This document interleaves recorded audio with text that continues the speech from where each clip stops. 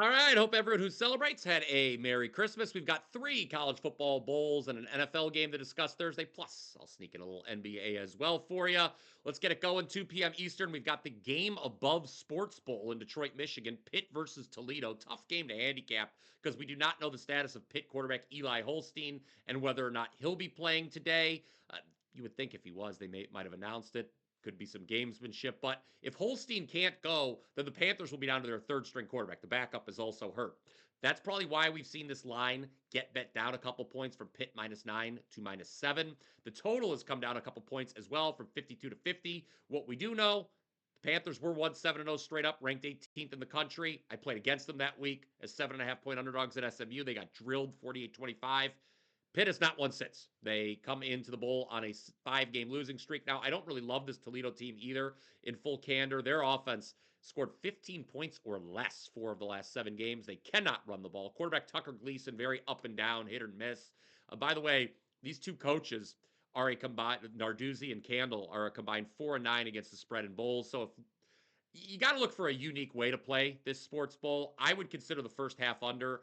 Again, a chance Pitt could be down to its third string quarterback. They have an offensive line that doesn't protect well. Perhaps a sleepy start to this one the day after Christmas. 5:30 Eastern, we've got the rate bowl, no longer the guaranteed rate bowl. So it sounds like this isn't an operation you want to be letting control of your mortgage. Anyway, this is Rutgers, Kansas State, in Phoenix. Another bowl, I do not have a strong opinion. Honestly, of all the bowl games, this is one where I really just don't have much of an opinion at all. There's not going to be a client play. Here's what we do know. Kansas State has the better yards per play differential, faced a much tougher schedule during the regular season, but the Wildcats also have more players in the transfer portal. They'll be thin in the secondary, plus running back DJ Giddens, wide receiver Keegan Johnson. Neither of them are playing. That being said, Rutgers has the most significant opt-out with their stud running back not playing, that averaged 116.3 yards per game and scored 13 of the team's 24 rushing touchdowns. The Scarlet Knights also will not have their defensive coordinator. You know me, when in doubt, it's take the points, but worth mentioning, only one underdog, only one, has won outright so far this entire bowl season. That would be Sam Houston State. Remember, South Florida closed as the favorite on Christmas Eve, so I'm not counting that as an outright win. Still, 7 seems a lot of points here in a game where there may not be a ton of scoring. Total is 52. 9 p.m. Eastern, we have the 68 Ventures Bowl between Arkansas State and Bowling Green. The latter is out to an 8.5 point favorite. The total has moved even more significantly, up from 49 to 53.5. This is the bowl I feel the most strongly about on Thursday. Bowling Green should absolutely roll here. I would lay it with the Falcons. Look to play them over their team total of 31.5.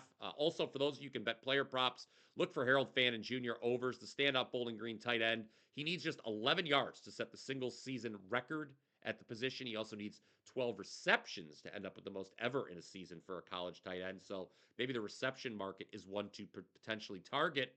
But perhaps the main reason I like BG so much in this bowl actually has nothing to do with Fannin or the rest of his team, for that matter. It's the fact that Arkansas State stinks. I have them rated as the worst team in any bowl. 115th in my power ratings. The Red Wolves had no business finishing 7-5 straight up. An extremely lucky team that went 6-0 straight up in games decided by 7 points or less. Number 3 in luck rating. So Bowling Green, even with some key opt-outs, okay, they'll be missing running back Stewart. I think they still put up a ton of points tonight. They can name the score with Fannin leading the way. Arkansas State's defense, 6th worst in the country, allowing 460.7 yards per game. Okay, let's now move to the NFL, where we've got Seahawks at the Bears, 8:15 Eastern from Soldier Field, as you'd expect. All the money has come in on the Seahawks, who are up to -4 pretty much across the board. That's after opening -1.5. The total has not moved nearly as much, just a point from 41.5 to 42.5. Look, I'm at my wits' end with the NFL right now, truth be told. Got off to a great start this season, but the last month or so has simply sucked because I'm primarily an underdog bettor. I love home underdogs, and guess what? Every favorite seems to be covering, especially road favorites. Just look no further than yesterday, what happened on Christmas when both road favorites rolled. Seattle, they were a home underdog the last 2 weeks.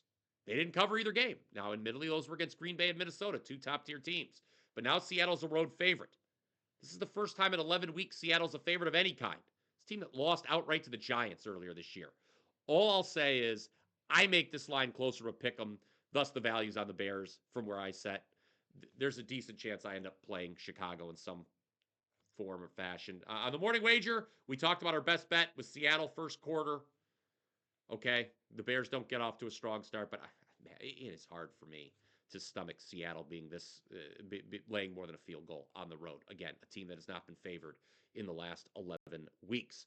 All right, let's now round things out in the NBA. I was correct on 2 of the 3 NBA plays yesterday on the Power 5. Big revenge spot tonight down in Florida where the Magic are hosting the Heat. These teams just met on Saturday here in Orlando.